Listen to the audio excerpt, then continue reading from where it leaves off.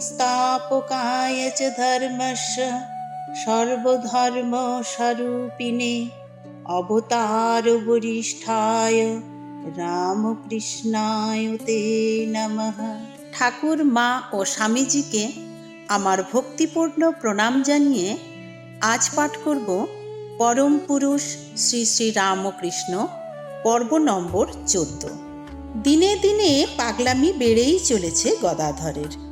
মথুরবাবু পর্যন্ত বিচলিত হলেন। নিশ্চয়ই কিছু স্নায়ু বিকার ঘটেছে। কলকাতার সেরা কবিরাজ গঙ্গাপ্রসাদ সেনকে ডেকে আনালেন। কাকস্য পরিবেদনা। গঙ্গাপ্রসাদ বিফল হল, তবু গঙ্গাপ্রসাদকে ধন্বন্তরী বলেই মানতেন ঠাকুর। ঈশ্বরের বিভূতি না থাকলে কি অত বড় চিকিৎসক হয়? যেখানেই গুণের বিকাশ সেখানেই ঈশ্বরের বিভূতি, সেখানেই নত হবি। গঙ্গাপ্রসাদ বললে, আপনি রাতে জল খাবেন না। আমি ওই কথা বেদবাক্য বলে ধরে রেখেছি। আমি জানি ও সাক্ষাৎ ধন্বন্তরী। ধন্বন্তরীতে যখন কিছু হলো না, তখন নিজেই নিজেকে সামলে চলুন। আইন কানুনের মধ্যে নিয়ে আসুন নিজেকে। ছাড়ুন এসব খেয়ালিপনা।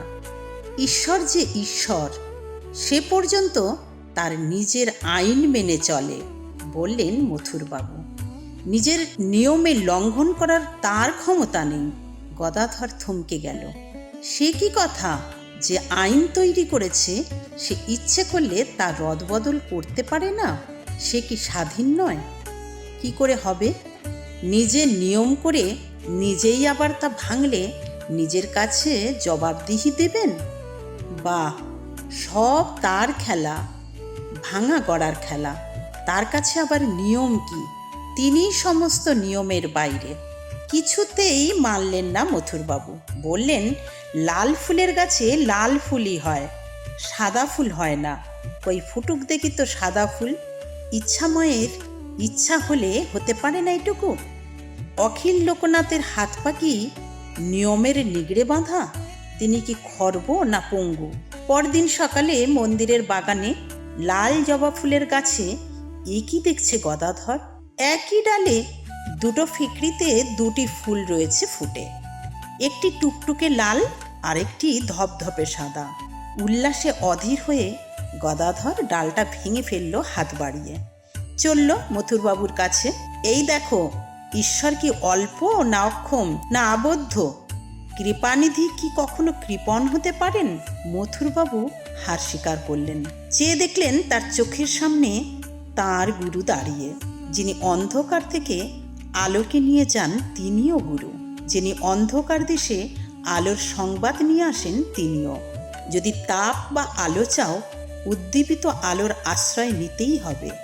যে আধারে জ্ঞান উজ্জ্বল হয়ে জ্বলছে সেই গুরু। গদাধর প্রজ্বলিত অগ্নি। কিন্তু যাই বলো, একটু পরীক্ষা করে দেখা যাক। শরীর ভেঙে পড়েছে গদাধরের। এর কারণ হয়তো ইন্দ্রিয় নিগ্রহ। নিবৃত্তির কাঠিন্য থেকে যদি ক্ষণিক মুক্তি পায়, তাহলে হয়তো সে একটু সুস্থ হতে পারে। কিন্তু সরাসরি প্রস্তাব করতে গেলে মুখের ওপর প্রত্যাখ্যান করে দেবে গদাধর। এ একেবারে দিবালোকের মতো স্পষ্ট। তাই গোপনে ফাঁদ পেতে তাকে বাঁধতে চাইলেন মথুরবাবু। শহর থেকে দুটি পতিতা মেয়ে নিয়ে এসে দক্ষিণেশ্বরে গদাধরের ঘরে পাঠিয়ে দিলেন চুপি চুপি। গদাধর মুগ্ধের মতো তাকিয়ে রইল তাদের দিকে। সরল আনন্দে উচ্ছ্বসিত হয়ে বলে উঠল, মা, মা এসেছিস? বলেই তাদের পায়ের তলায় লুটিয়ে পড়ল। ওরা তখন পালাতে পারলে বাঁচে। আরও একদিন চেষ্টা করলেন মথুরবাবু। গদাধরকে নিয়ে কলকাতায় বেড়াতে গেলেন। মেছুয়া বাজার স্ট্রিটে থামলেন এক বাড়ির কাছে। দোরগোড়ায় অনেকগুলি সাজগোজ করা মেয়ে দাঁড়িয়ে আছে। একটা ঘরে তাদের মাঝখানে গদাধরকে ছেড়ে দিয়ে পালিয়ে গেলেন মথুরবাবু। পালিয়ে গেলেন মানে বাইরে গিয়ে দাঁড়ালেন। আর গদাধর? স্ত্রীও সমস্তা সকলা জগৎস্য। সকল স্ত্রীলোকের মধ্যে তিনি জগৎ জননী। গদাধর মাতৃস্তব শুরু করল। শিশুর মতো হয়ে গেল। লোপ পেল বাহ্য সংজ্ঞা। কোলাহল শুরু করল। মেয়েগুলো কান্নায় কোলাহল, আত্মতিরস্কার। পায়ের কাছে লুটিয়ে পড়ে কাতর কণ্ঠে বলতে লাগলো, আমাদের ক্ষমা করো, আমরা অভাজন, অকিঞ্চন। গদাধরের মুখে শুধু মাতৃনাম। মাই সব হয়েছেন, রাজেশ্বরী হয়েছেন, আবার পন্নাঙ্গনাও হয়েছেন। গোলমাল শুনে উঁকি মারলেন মথুরবাবু। দেখলেন সম দম শৌচ মৌনের সৌম্য প্রতিমূর্তি গদাধর। সেদিন তিনি যা একবার দেখেছিলেন তাই। ধূমস্পর্শহীন প্রজ্বলিত বহ্নি। মেয়ের দল মথুরবাবুর ওপর ঝাঁপিয়ে উঠল। আপনি বাবাকে এখানে নিয়ে এসেছেন এই আস্তাকুড়ের মাঝখানে? আপনার কি কোনো কাণ্ডজ্ঞান নেই? লজ্জায় ম্লান হয়ে গেলেন মথুরবাবু। গুরুপ্রাপ্তির গরিমার অন্তরে লাল হয়ে উঠলেন। পানিহাটিতে ফি বছর মহোৎসব হয়। 22 বছর বয়স।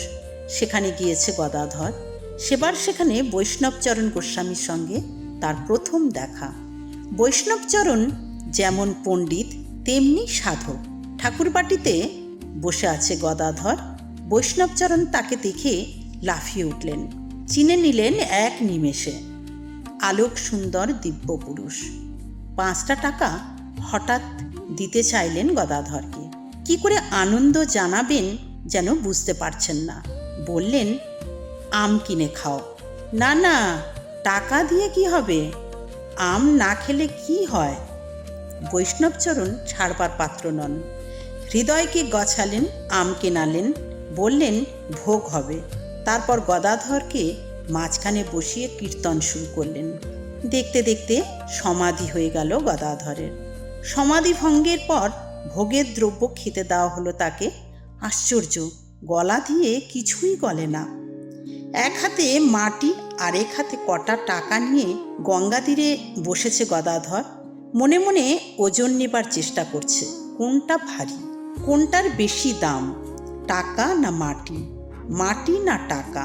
বিচার করতে করতে উন্মেষ হলো মনের মধ্যে। 2 তুল্য মূল্য, 2 সমান অসার। মাটি আর টাকা 2 একসঙ্গে ছুঁড়ে ফেলল গঙ্গায়। নিঃশেষে নির্মুক্ত হয়ে গেল। তাকে যদি একবার পাই তবে সব কিছুই পেয়ে যাব, সব কিছুই পেয়ে যাব, বললেন ঠাকুর। টাকা মাটি, মাটি টাকা, সোনা মাটি, মাটি সোনা, এই বলে গঙ্গার জলে ফেলে দিলুম। তখন ভয় হলো মা লক্ষ্মী যদি রাগ করেন। লক্ষ্মীর ঐশ্বর্য অবজ্ঞা করলুম, যদি খ্যার বন্ধ করে দেন। অমনি বললুম, মা, খোদ তোমার চাই, আর কিছুই চাই না। তোমাকে পেলেই সব কিছু পেয়ে যাব। ভবনাথ চাটুর্যে কাছেই বসেছিল। হাসতে হাসতে বললে, এ পাটুয়ারি? হ্যাঁ, ওইটুকু পাটুয়ারি। ঠাকুরও হাসলেন। ঈশ্বরানন্দ পেলে কোথায় বা বিষয়ানন্দ, কোথায় বা রমণানন্দ? বললেন, ভক্তের তপস্যায় প্রসন্ন হয়ে ভগবান দেখা দিলেন। বললেন, বর নাও। ভক্ত বললে, বড়দিন যেন সোনার থালায় বসে নাতির সঙ্গে ভাত খায়। পাটোয়ার ভক্ত। একবারে অনেকগুলি মেরে দিলে। ঐশ্বর্য হলো, ছেলে হলো, নাতি হলো, আয়ু পেল, মন্দ নয়। তাই তেমন জিনিস সন্ধান করো যা চরম বা চূড়ান্ত, যার আর পরতর নেই।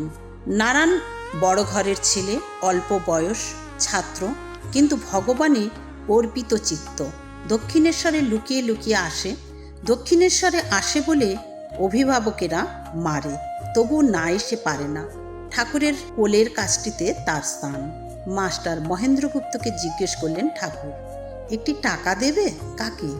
নারায়ণকে দেবে না কালীকে বলবো? আগে বেশ তো, দেব। ঈশ্বরে যাদের অনুরাগ আছে তাদের দেওয়া ভালো, তাহলে টাকার সদ্ব্যবহার হয়। সব সংসারে দিলে কি হবে? অধরচন্দ্র সেন ডেপুটি ম্যাজিস্ট্রেট, মাইনে 300 টাকা।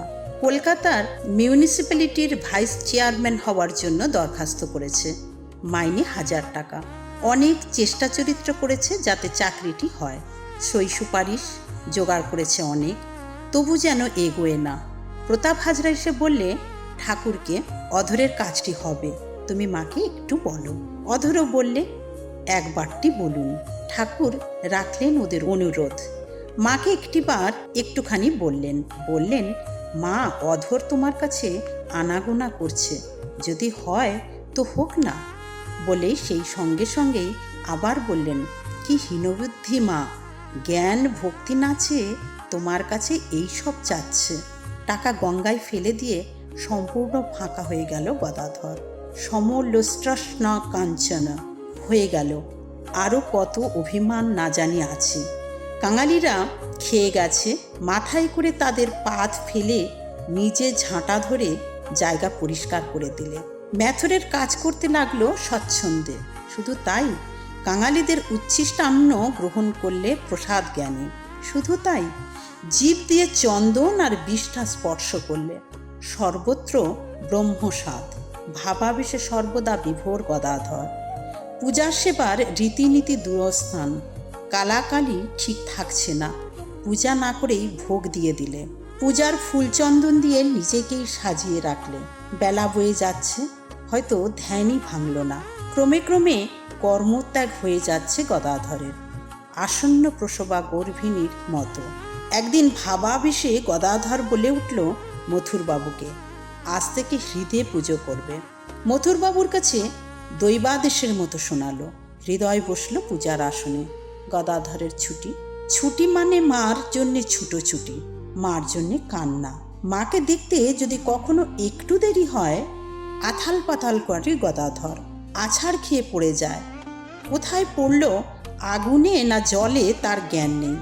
দম আটকে আটকে আসে। কাটা ছাগলের মতো ছটফট করে। সমস্ত গা ক্ষত বিক্ষত হয়ে যায়। ভ্রুক্ষেপ করে না, মাটিতে মুখ ঘষতে ঘষতে কাঁদে আর চেঁচায়, মা, মা গো। পথ চলতি লোক বলে, আহা, শুল ব্যথা উঠেছে বুঝি। ওং শান্তি শান্তি শান্তি। হরি ওং তৎসৎ।